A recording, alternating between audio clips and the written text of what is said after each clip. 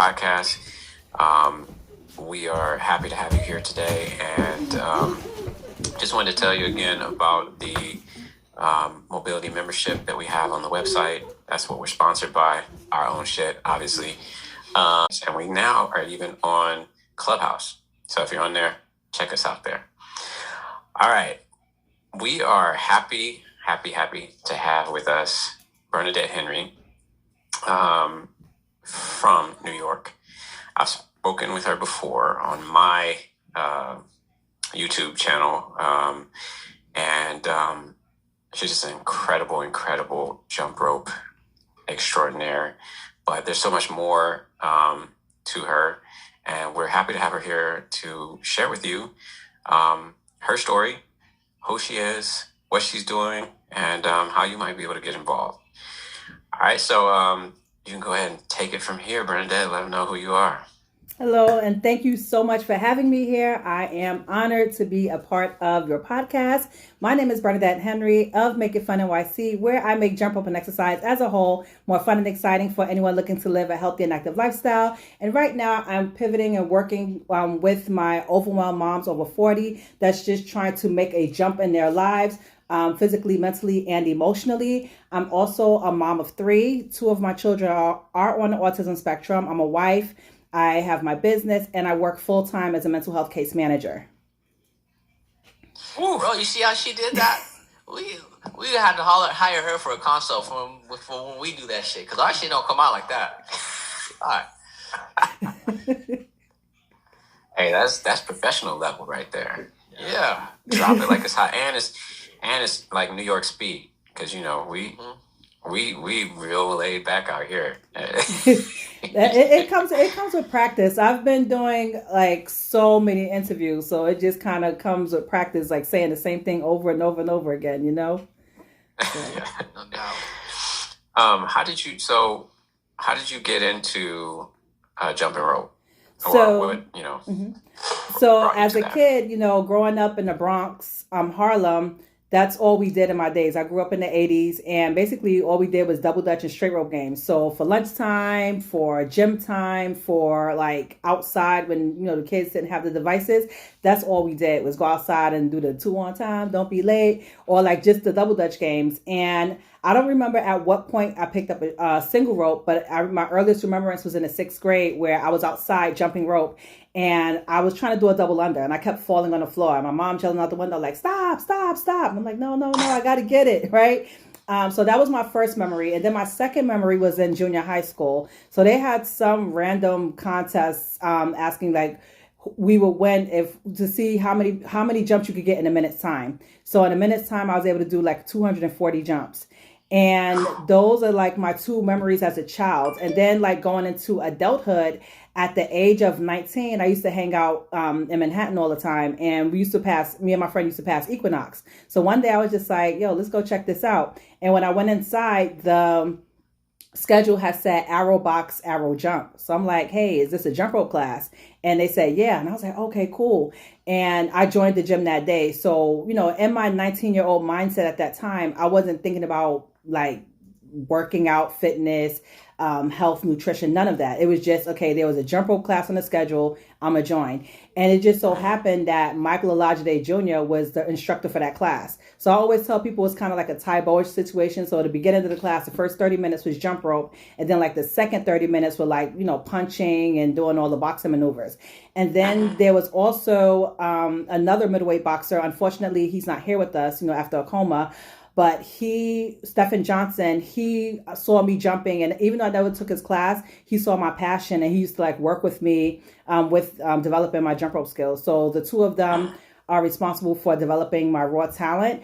And then after a year, I believe, of being at the gym, I was just doing jump rope. I was doing like aerobics classes, and I was on the treadmill. That's all I did. Like every day I would go to work, go to the gym, go to work, go to the gym. And like by the next year, I saw I had dropped so much weight by just looking at a picture. And I'm just like, wait a minute, like, oh my gosh. Like I was like 160. I was a cardio version of 165. Like no strength training, no nothing. It was just like, I was like, ooh, I look crazy here. But ever since then, like jump rope just became like a part of my life. That's dope. Thank you. 240 in a minute? Yeah. Shit. But you know what? That's 4 per second. I got 4 per second. I'm kind of like, He's trying to see the number of times Yeah, the rope goes. damn. But if you look at any of her Instagram videos, you would think that they're sped up, and I'm just like, nah, I think she's going like at regular speed. That's like the speed she's going at. Because those Instagram videos, I mean, I look at them, and to be quite honest with you, like when I jump rope, I'm like regular old like jump, like one swing every 5 seconds or something. I don't know. I think I did like 80 in a minute or something like that. Something slow like that. So when I see your videos, I'm just like, all right, I don't want to jump rope no more. No. But you know what? To be honest, like, because anytime I go outside to work out, I do the 10 sets of 100 jumps. And honestly speaking, it should take you no longer than 35 to 40 seconds to do 100 jumps. Damn, I'm gonna have to find out. I'm gonna check. Yeah. I'm gonna check. And if you need, look at Rich's face. I'm like, doing. But see, I slow down after like 30 seconds. So like, right. But you know what? I don't jump for time either. I don't like jumping for time. Like I think any workout for time is just like torture. Like a minute could feel like a whole hour when you're working out.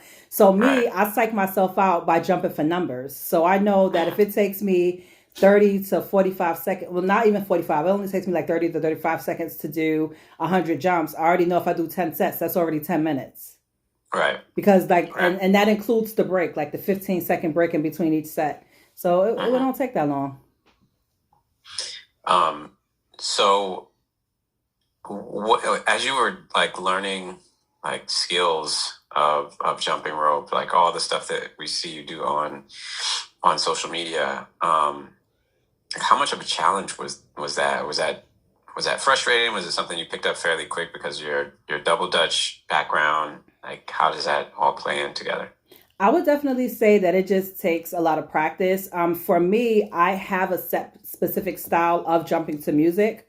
So if you notice, like any of the videos where I'm doing like the fancy tricks and things like that, I never edit my videos. I always, whatever music you hear in the video is for the most part what I'm jumping to. So I've trained myself like that since 2012. And it can be a challenge depending on the song I'm jumping to. If I'm trying to nail a certain trick within a certain set time. So like I always tell people, like if I do a crossover, my crossover can sound like two different things based on whatever music I'm jumping to. So like today, I think I was outside jumping and I had like this one fast song and I was trying to do something and I just kept getting it wrong because I couldn't get it to the beat. So for me, it's just always a challenge. Like once I change the song, the challenge changes. Because even though I'm doing the same exact tricks that I have nailed by heart, it's like once the music changes, it's just like, okay, how are we going to combine this now to this music? And the routines are never set. They're always like done from the top of my head. Wow. Yeah, that's how you know it's really your thing. That's impressive. Yeah, real impressive. And I've seen you, like now you're doing it with your son a lot.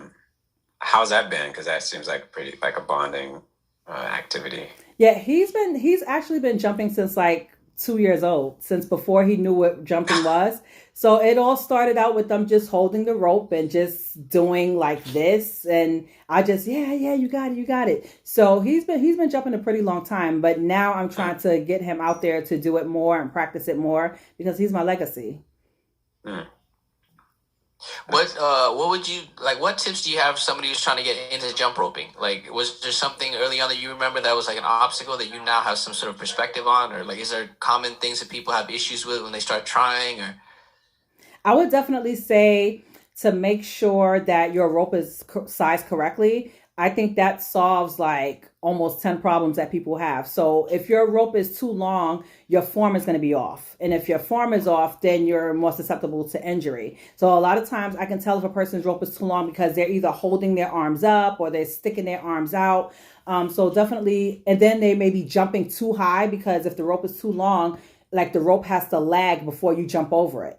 And a lot of times, all you need to do is jump high enough to clear the rope. So, making sure the rope is sized correctly, making sure you're actually jumping properly. So, a lot of times, people think that you have to jump super high to clear a rope, and you don't. All you need to jump is high enough to clear the rope, which can be like an inch off the ground. Like, if you ever watch like my 10 sets of 100 jumps, people are like, are you even jumping? I'm like, yeah. You don't, like, you honestly, you're not jumping over a bucket. Like, you're literally jumping over a jump rope, which can be like this thin, so you do that. Also, like, don't jump on your entire foot. Just jump on your toes. Like, if you jump on like your entire foot, then you're susceptible to injury. And do jump on correct surface. Of course, if you're older and you're concerned about your knees, feet, ankle, and joints, make sure you're jumping like on a surface that absorbs shocks, such as a wood floor, rubber track turf. Wear the correct shoes, compression socks if you want, and just knowing when to stop. Like, I always tell people, when you first start jumping, you may feel sore because it's something new. It's just like any other exercise. You shouldn't feel pain. Like, ease your way into it. Stop trying to do all the fancy stuff, and most of all, nail the basics. Nail the basics. Yes. That's a theme that keeps coming up no matter who we talk to. Nail the basics. Right. The basics are everything. That seems to be the thing that everybody wants to skip over, right? Everyone wants to like jump all the way to the tricks, to the cool stuff. They want to dance. They want to start doing steel mace flow. Dancing and hopping around on things. Oh, yeah, shit. Fuck out of here. That bullshit. So so you're a beginner, you're first starting out. What kind of what are, like, is the basics doing, starting to build that 10 sets of 100? Is that what you would start somebody with? Yeah, always. So anytime I start anytime I do an online challenge, anytime I teach my classes, whether online or in person, anytime I do anything, I want to make sure that a person can do at least 100 jumps. Because if you can't handle jumping for 35 seconds to 40 seconds, what business do you have doing tricks when you're doing your tricks? They're going to exert more energy. So at least if you can do a set of 100 jumps, then I know you have some kind of timing, you have some kind of rhythm, you have some kind of coordination, you have some kind of conditioning. Because when you start doing double unders and footwork and crossovers and side swings and turning back, anything that you do, that's going to exert way more energy. Like, people don't understand how much energy I put into those 15-second jump rope videos, and then that doesn't even include the fact that my mouth is open. So now my mouth is open, all the air is coming into my lungs quicker. But, of course, I got to smile and have fun and all that other good stuff. But like I said, if you cannot do a 35-second basic jump, you have no business trying to do a trick, because you're not going to be able to breathe like maybe 2 seconds into it. Right. You hear that? Get the basic shit done first before you try to do the crazy shit. Yeah. Why is that so hard for people to understand? Because people are bored. People are bored by it, Like, even me, honestly speaking, 3 to 5 times a week when I do work out, I do 10 sets of 100 jumps. And in my history, I do them live, because I already know, like, once I get to 200 or 300, I'm going to just be like, okay, I don't want to be bothered. Let me turn this off. But the basics are very important. And even if you look at all of your greatest athletes, what do? They drill the basics. That's all Kobe talked about. Drill the basics. Michael Jordan, drill the basics. Any athlete you look at, they do the same boring drills over and over and over again, because those are the things that you must master in order to be able to, handle the situations when they come. 1,000%. 1,000%. Wow. I got a thought. So, I don't want to sidetrack, but real quick, Rickson Gracie, who's like, most people agree, he's like the greatest jiu-jitsu, one of the greatest jiu-jitsu players of all time. And anybody who's ever rolled with him, they've always said that he doesn't do anything fancy. He does just the basics, but he's so fucking good at the basics that you, like, even a fucking very high level person will be rolling with him and know what he's going to do because it's the most basic thing and you still can't stop it. Right? So there's that thing where it's like, hey, we know the same thing, but I'm better at the same thing, then I will win over you, right? Mm-hmm. Absolutely. Progressive overload. And that happens in everything, I think. Mm-hmm. There's teams, there's teams out there, right, where you see something, you see it, and you just cannot stop it, right? How many teams whether it be football or it be basketball. Like, we all know in basketball, like, Karl Malone and John Stockton were going to do a pick and roll. We know that's what they're going to do. But could you stop it? But they pick and roll you to death. Like, and it's like, that's what they're going to do. We knew that Rasheed Wallace, was going to pull up, just outside the paint, and he was going to take that turnaround shot, and it was going to be money. But could you stop it? Like, no. He would do that same thing, like, over and over again. And I think it just comes down to just being so proficient at that thing that it just becomes, second nature. It's like that Bruce Lee quote, I guess. I don't fear the man who knows 1,000 things, or I fear the man. I don't fear the man who knows 10,000 kicks. I fear the man that has practiced one kick 10,000 times or 1,000 times. Yeah. Right. Yeah, that's real Absolutely shit right relevant. And I mean, we've heard these stories, right? Like she was saying about Kobe, or like Kobe being on the court when the lights are out, still shooting free throws, right? After practice is over and everybody's left, he's still shooting free throws, right? Mm-hmm. It's like basics. Brilliant at the basics. Yep. Take home message. Well, basics is do your cars. Those are the very basics of movement. Your joints, all right? Do your cars. So how has jump rope? So obviously we're on the tail end of, or hopefully we're on the tail end of what this pandemic has had for us. I know since you're out in New York, you guys caught the brunt of it in the very, very beginning in March. Can you share with everybody, like, what was that like at that time, and then two, how, if you did use jump roping or jump rope as a outlet during that time? Well, the pandemic was here, or still is here.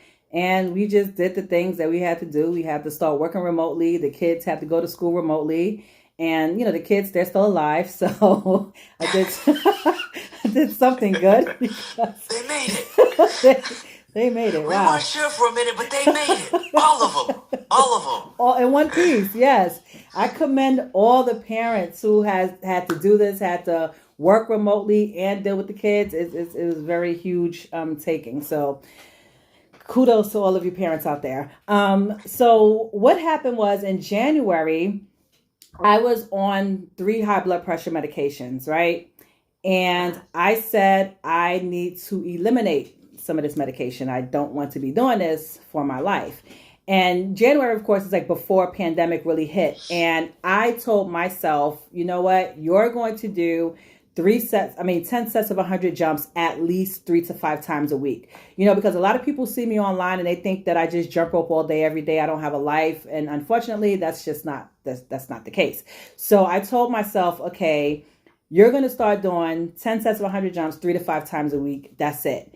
And I started doing that, pre-pandemic. And then when pandemic hit, I was able to just keep it up. What I would do is I would go outside my house. So instead of going to the park, I would just go outside my house and I would just jump. Or I would go into my basement. I would jump. I would go on my hallway. I would jump. And by November, I was down 30 pounds and I was down 1 pill. So instead of 3 pills, 2 pills. Instead of 250 pounds, got down to 20 pounds, So it definitely helped me to, and the goal wasn't really to lose weight, honestly speaking. Like, I do not speak about jump rope for weight loss anymore. I talk about jump rope for wellness. So jump rope, like if you're consistent in something, the results will come. So you definitely have to take your why and re-engineer, like, why are you actually doing something? Like, you shouldn't be jumping because you want to look good in a dress, like in 2 months, or you want to look good for your cruise next year, or you want to look good for your birthday, because that's only temporary. And you're going to just do the work to get to that point, and then you're just going to fall off. So my why was way stronger. My why was like, look, I don't want to be on this medication. So I'm going to be consistent and do the things that I need to do to get off the medication. And my why for me, like, helped me in those days where, okay, I didn't feel like going outside to work out, or I didn't feel like doing this, or I didn't feel like doing that. It made me do that. And in addition to the physical aspects, it also keeps me emotionally sane. Like when I always tell people, when I jump rope, I feel like I'm on vacation. It may be far stretch, but just to get that time, turn on music and zone out, I don't think about anything that's going on. I don't think about my job. I don't think about my kids. I don't think about anything that's going on. I just zone out, for those 10, 15, 20, 30 minutes, however long I feel like jumping. And then mentally, of course, it just keeps you on your toes, because when you're jumping, you just have to do so many different things and you just don't think about it. You do it. So jump rope, it's a wellness tool. It's part of my wellness kit. And it's like without jump rope, there's just no life, because it keeps me sane on all levels. That's dope. I think it's interesting because I think there's a chapter in Spark that talks about jump rope, or there's a specific example used of someone who was jump roping. I want to say they either had depression or anxiety, and they began. The goal was to just become more active in general, and the person was finding that as they jump rope, they just felt better, and the person, like their therapist or whatnot, was like, well, if this is what you enjoy, or this is something that's enjoyable, like keep doing it, like keep doing that thing, right? So I think there's value in understanding, like, that if you find something you love and you're passionate about, and that you can kind of embrace, and that it helps or alleviates, then like do more of that good stuff, right? Right. Like I have a friend that I met online. It's so funny. I have a friend I met online, and she started jumping rope. I guess she did some kind of challenge. But by the time she got to her 20th day in her jump rope challenge, she discovered me. And she was just so like amazed at how much fun I was having. So I was smiling, I was having fun, I was just doing all the things, and that like put a spark in her, like, oh my gosh, wow, you can have so much fun in doing this now. And just last week, she just celebrated her 400th day of sobriety. And Wow. she put a big whole old testimonial, on Instagram about how if she hadn't run across my profile, she don't know if she would have even been able to maintain it. So she really used jump rope, in addition to whatever other tools that she's using to maintain her sobriety. She said all it That's what was it's all about right there. all it was two Fuck. handles and a rope. Yep. Yeah. I know that made you feel good. Very good. On that point, I think a lot of times I hear people say like, information they post or things they post, like they super hesitant to like just put themselves out there.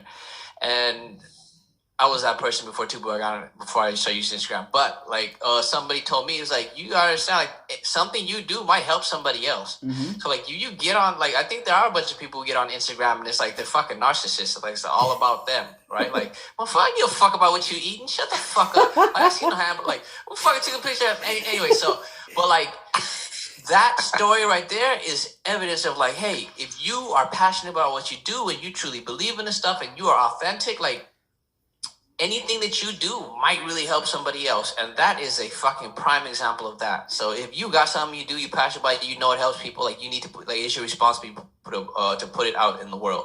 And I'm help somebody else. And I'm a prime example, period. Like I'm not your typical fitness person. I'm not like skinny or muscle bound, or like I'm this like quote unquote plus size woman that has these kids that's online jumping confidently no matter what I look like. It's just like, okay, whatever, this is what I'm going to do. And in my content, especially in my stories, I like to talk to my overwhelmed moms. Like, look, I know what it is. You have this life, you're busy, you're tired, you feel like you have to give all your time and self to everybody else, but can't take any time out for yourself. Like, it's okay. I feel your pain, because a lot of times, a lot of these women, they get online and they're looking at the mom that has this perfect life, or that seems to be able to work out 7-8 days a week. They have this baby and they snap back in 10-12 weeks, and they're looking at these women, not realizing, okay, first of all, you just made a life. Okay. And second, some moms, this is a life adjustment. Like your body needs time to heal,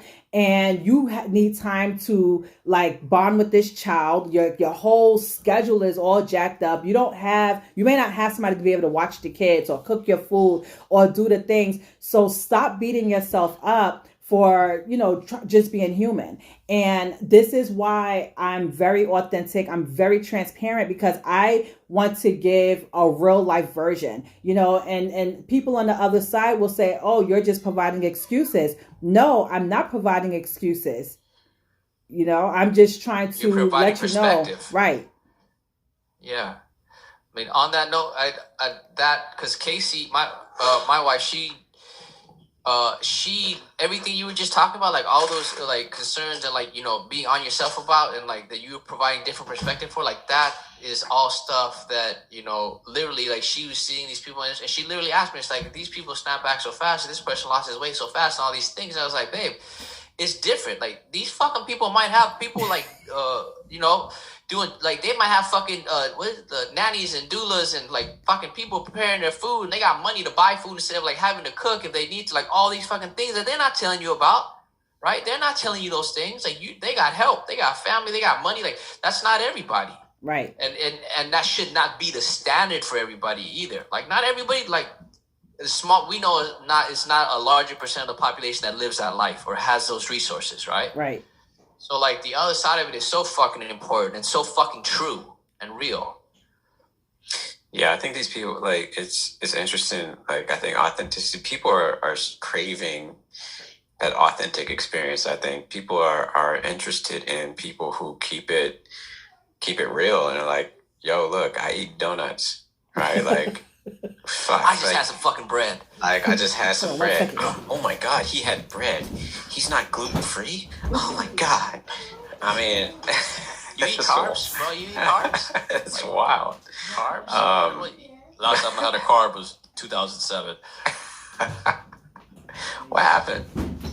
I think she had to go do something. You know how it is, bro. You know what's It's going like on. You know what life is like. Cut that shit out. You know what the fuck going on. Just chill out. Like, She'll be back. it's like you. When you gonna run to the bathroom today? What am I going to run to the bathroom today, motherfucker? As soon as you start that shit, watch. This is gonna be the episode that I don't go to the bathroom in the middle of the episode. Watch. See? No, I heard my son banging in the door and all kind of crying. No, we know what time it is. He couldn't open a soda bottle. Twins. Oh wow. Yeah. My twin's crazier than me, so you ain't got to explain shit around here. I know what's up. Fuck. That motherfucker. Oh, good Lord. And you know me, I got a 5-year-old and a 1.5, or a 6-year-old and a 1.5-year-old. 6.5, 1.5. They're exactly 5 years apart. Oh, wow. Exactly 5 years apart. And the youngest one don't take no shit. She get that from me. She was born with a frown on her face. Like, yeah, I know. This morning I saw her. This morning when I came into the bedroom, she was with my wife, and she was just like laying on top of my wife.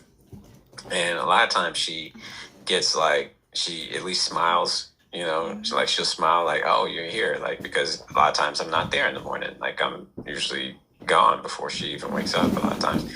But this morning, she just had this frown on her face. And I was like, damn, that was the same frown that you had on your face when you was born. But like, literally, when they handed you to me, that was the look on your face. That was the look. I was like, what's going on this morning? Like, what's happening? Oh, man. Where were we at? We were talking about woman afraid to eat a donut and all that stuff. Right. Yeah. I think that's interesting, because like you got all these people out there just like afraid to live life. And I understand if you have things you're trying to accomplish, right? Or if there's like, let's say diabetes runs in your family, high blood pressure, whatever the case is, you've got to make some changes. There's no doubt about that, right? And sometimes those changes have to be hardcore. Right. You know, if you're really trying to change those things, they might have to be like really hardcore. But I have this feeling like that the vast majority of humans are like overdoing everything when it comes to that sort of stuff, you know, and like, especially when you don't have a whole lot of things going on, or like you're generally kind of healthy, you know, the whole like, I need to make sure that I have the gluten-free, vegan, dairy free, organic, you know, grass finished. yeah, free range, hydroponic. I Only in mean, organic sunlight, raised in fair trade. Like, god damn, like how many? What is all that shit anyway? Fuck. That's You why know? this shit costs so much, because they had to print all the fucking words on the label. That's why this shit costs more. Fuck. All the goddamn words. And you know what? It's actually funny because I think I put a post of myself like maybe 2 days ago, and it was a picture when I was 165, and then there was another picture when I was like 198. The 165 picture was actually what I referenced earlier when I just did like all this cardio. The 198, I looked just like the 165, but this is when I was kind of lifting weights. And I put a whole big caption saying, hey, look, I may not ever look like any of these pictures again. Like I was at, one stage in my life. I was in my 20s here. I was in my 30s here.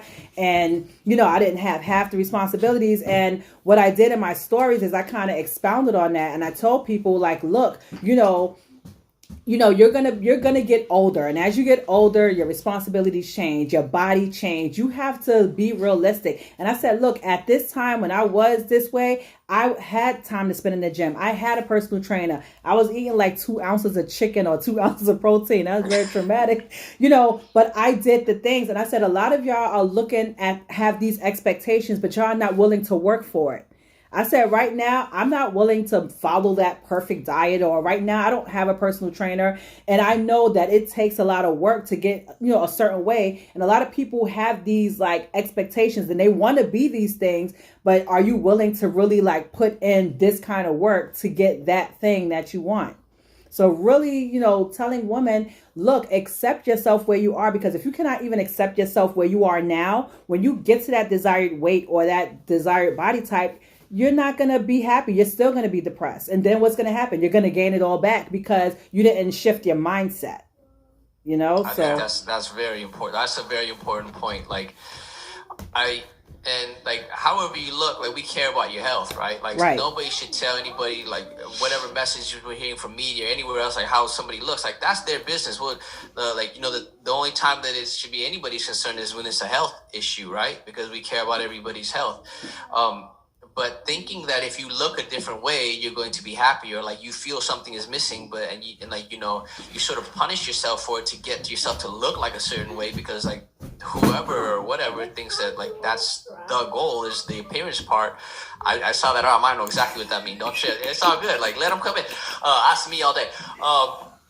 Fuck was I saying? Fuck. Oh right, but like we care about your health, and like if you don't get if you don't get happy with yourself now, like when you change the way you look, you're not gonna make you happy about yourself. Like you're gonna get there, you're gonna look the way you want to look, you're gonna realize it took you a bunch of work, and you're not gonna be happy with what it takes to maintain that, and you're gonna be even more unhappy because like you got there and you didn't become happy because you looked that way. Right. So I think that's a very very significant trap that a lot of people fall into when they try to get into fitness. Right? And fitness is about He just being did fit. air quotes. That means health. When I use air quotes, that means bullshit. Yeah, for everybody, for people who didn't see, he was listening, and he was doing air quotes as he was saying. Yeah, see, Rich thinks of all the Fitness. things. I don't think about that shit. Rich, he sees shit farther out than I. He just think everybody's looking at him. He's like, I'm like, yo, we on Why a wouldn't podcast. you look at me, bro? Like We're on a podcast. this shit go on YouTube too. Exactly. Shit. Yeah, but not not everybody is on YouTube. One, not A. Is that an A? Oh. Like, bro, I'm not good with gang signs. You ain't never thrown a gang sign? Where were you from? I'm not good with gang signs. You the one from LA? You the one from LA? We don't have gangs up here. We don't do that gang stuff.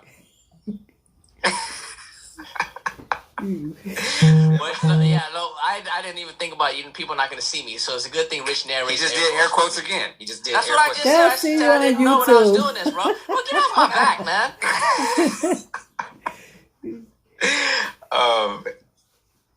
So actually, I had another question for you. Mhm. You decided to start selling jump ropes too, right? I sure did. Yes. Oh hell yeah! You have a brand. Yes.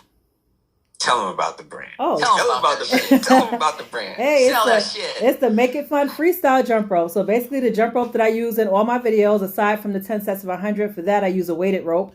But for my freestyles, I just use the Make It Fun freestyle rope. It's nothing complicated, just your basic rope. But of course, when you know, like, and trust me, and you want to support me, you use the ropes that I use. And you should Which you support her should. You should. for multiple reasons. Multiple reasons. One, she's a small business. Second, she's a female-owned business. Third, she's a black female-owned business. You want to support all that good stuff. You covered all of the that. things. Cover Covered all of the it. things. All Yeah. of them. And she's authentic. Yes. Yeah. Yeah, you can trust. Buy once a day after the podcast. Fuck. Yeah, that'll work. So you get off. Links in her Instagram bio, right? Yep. Okay. Yeah. Tell us more about like the different types of ropes and how they're used, because we have a mutual friend, Sunny, who's not putting a lot of content out there these days on jump roping, but she was one of the first people kind of telling me about like the different types of jump ropes that you can use. And so before that, I was clueless. I was like, oh, don't you just go buy a rope and just start doing it? Like, Okay, so I'll tell you about the different 1, 2, 3, 4, 5, 6 types. Okay, so number one, you have your beaded jump rope, and your beaded jump rope is I would say really good for people that want to do routines, people that want to feel the feedback of the rope, people that they're either just starting, so you kind of get that feedback, as well as making it easier to do certain routines. So that's what beaded ropes are good for. Weighted ropes, which I use all the time. I use the 1/2 pound weighted rope or 1 or 2 pound rope.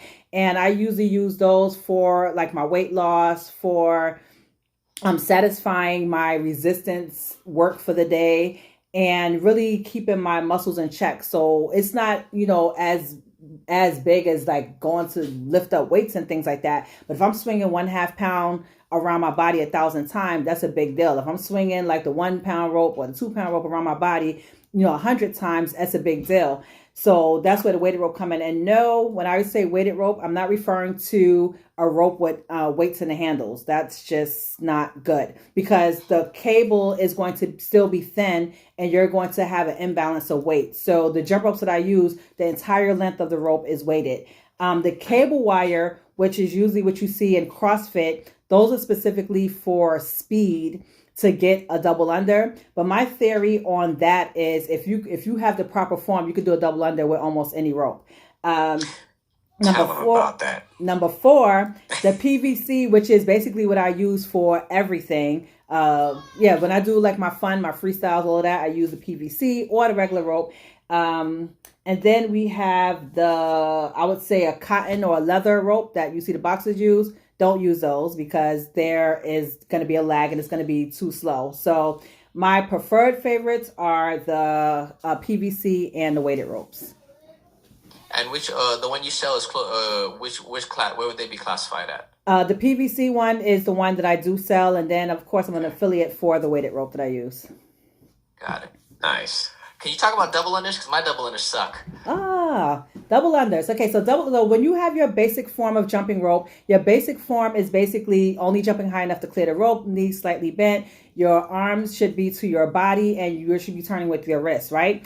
So when you're doing that, it's the same concept with double unders. The only difference is you're jumping only a little bit higher because it's a power move. But once you nail down the double under, you can work on a form later. And my formula for doing double unders, and this is how I teach everyone, is to do 3 basic jumps, then a double under. So go 1, 2, 3, and up. Because when you give yourself that counter or that time, you're making yourself accountable to doing it, because a lot of times people start to overthink. So you're like jumping, and then you're like, okay, I got to do it. Nope. Do 3 basic jumps, then do the double under. We'll work on that. And if you send me a video or tag me in a video, I'll definitely let you know what you're doing. Oh, hell yeah. See that, Rich? Yeah, I got support now. You get put up on game. Look at you. You gonna upgrade. Yeah. She gonna help you upgrade your shit. Jump rope. You help you upgrade your jump rope shit. Upgrade your jump rope shit, Rich. Yeah. That shit. That we gonna make that happen. You'll make that shit happen. Upgrade your Actually- jump rope program. Actually, as you're talking about this, what was interesting, because as you were talking about physical preparedness for jumping rope and people who may be starting and like where they should be, what they should be doing, like volume and stuff. It actually started crossing my mind about like the physical preparedness of the lower extremities for that load, and I started thinking like, well, maybe there could be a like pre-jump rope training Prerequisite program. We're gonna have to talk about We that. have to talk about this. Yeah, that sounds like a plan. Y'all heard it here first. It's very important.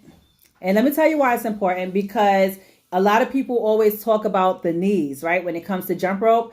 But jump rope can be safer than running and jogging, because with jump rope, all you have to do is lift high enough to clear the rope. With running and jogging, you have to literally like lift your legs up and down.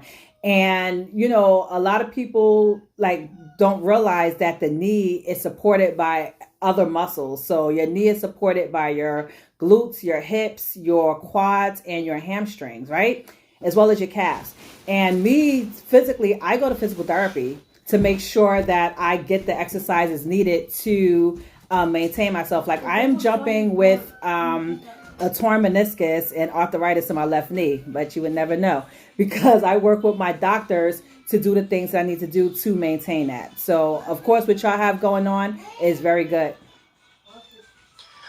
That's really important. You heard what she just said about arthritis and meniscus, right? I think that's important because oftentimes we get people who have been diagnosed as things and they really identify themselves and their like limitations with those diagnoses, and that doesn't have to be so if you do the right things. Yep. That's like big indicator of that. Hey, look, Also, if y'all come up with a program, I'll refer people to you, because I just like to jump. I just like to give the basic precautions. But when it comes to like, even like if I do like show some of the exercises that I do, I'm always like informational purposes only. And I'll like tag my physical therapist page or, you know, someone that specifically do these things. So yeah, y'all come up with a program. I'll definitely be showing y'all. I got half of it put in my head already right now.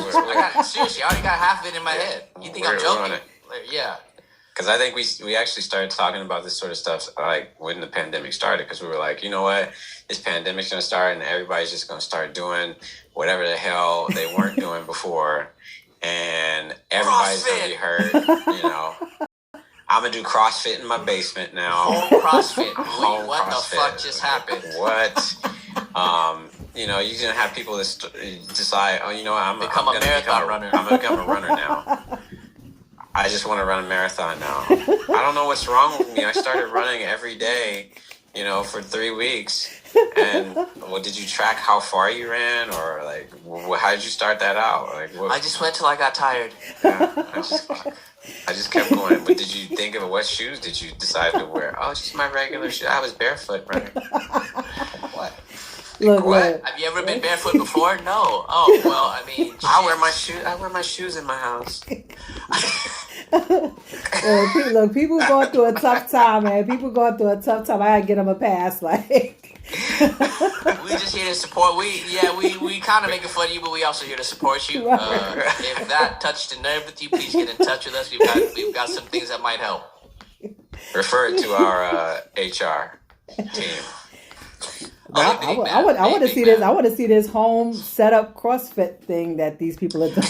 Yo, this shit. I'll send you some. This shit is fucking hilarious. Some of this shit I've been seeing online. Like, for real, bro. Like, what is that? Like, I'm cleaning the chair. How's the chair cleans in the middle? Like, yeah, that shit. Shut the fuck up. Like 1,000 handstand push-ups. You fell on your head after 5. Like, bro, who are you thinking? Like, no. Oh man, yeah, it's funny. Wow. I wanted to talk a little bit about like, so you have the jump rope side, but then for a living you work as a social worker, right? Correct. Case manager. It's kind Case of a manager. step down from the social worker. Yeah. Okay. And so that's your regular, your full-time gig, and what, like, how do you I don't want. I just don't. I don't want to dive too far into it. I guess Right. because I guess that can be kind of private information sort of realm. But like, what You be exactly? getting about me on that shit all the time. We're like, don't be airing people's Don't use business no- out. Yeah, shit. Stop using people's names. Pronouns, fool. Pronouns. Shit.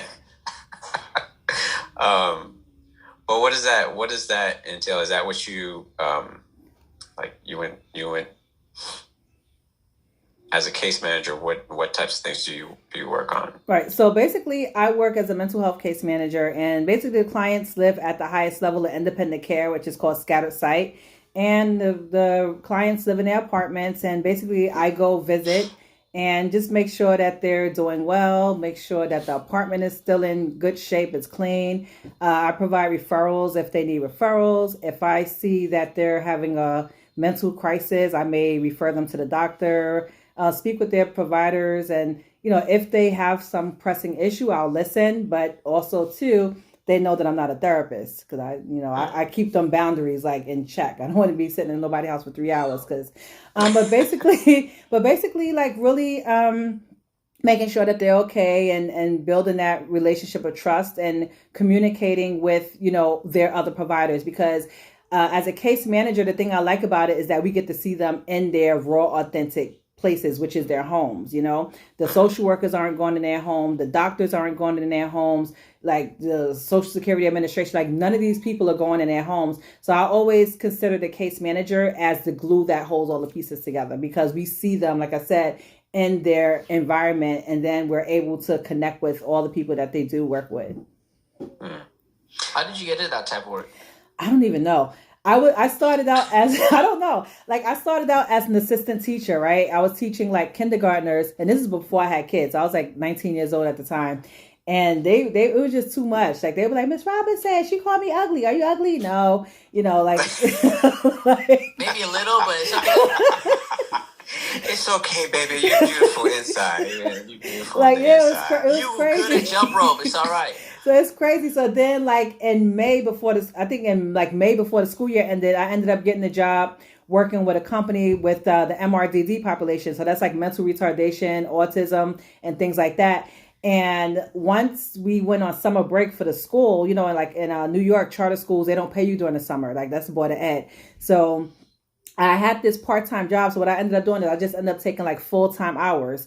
And eventually when I was ready to move on, I ended up that's back when we had the newspapers, we had to fax our resumes in. So oh yes. yeah, Oh my God, at that time. wow.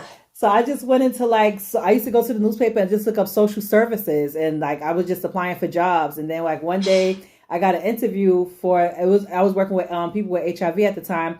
I didn't know what was going on. I had no experience, and I'm just sitting in the lobby. You know how you're supposed to like come to interviews prepared. So I'm like looking to see like what I could get, to talk. But when I got in, I just kind of went on my strengths, whatever I was good at, that's what I highlighted. And I've been in the field ever since. That's pretty dope. Way of getting in there. Sound like some shit I would do. Hustle your way in.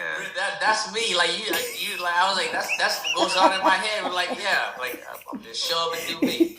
Like they ask me all kind of questions, like what's AIDS and all kind of stuff, but I just had no clue. I'm just like, well, you're supposed to chart the things perfectly, so like it was really random how I got into the field because like mental retardation and HIV are two total different things. So I don't know, but 21 years later, I'm still here. And you helping people. How has that been since like has it been more difficult for you to do since things have been kind of shut down? Yeah, it's a lot more work doing it remotely because we went from like visiting clients twice a month to now having to call them twice a week. And with that comes paperwork, so Yeah. it's like 30 notes I'm writing a week. So just that stuff. It's like more like we're home and it seems convenient, but it's way more work. Right. Yeah, that's pretty crazy. That paperwork shit ain't no pump. No. Paperwork is, I get the need for paperwork. I guess like keep track and keep people accountable, like have data and like watch the trends or whatever. But fuck that shit. Like I watched the physical therapist at our clinic when they're like done with patients for the day. I'm like, y'all done? Like, yeah, but now I gotta do paperwork. It's like, Yo, it's true.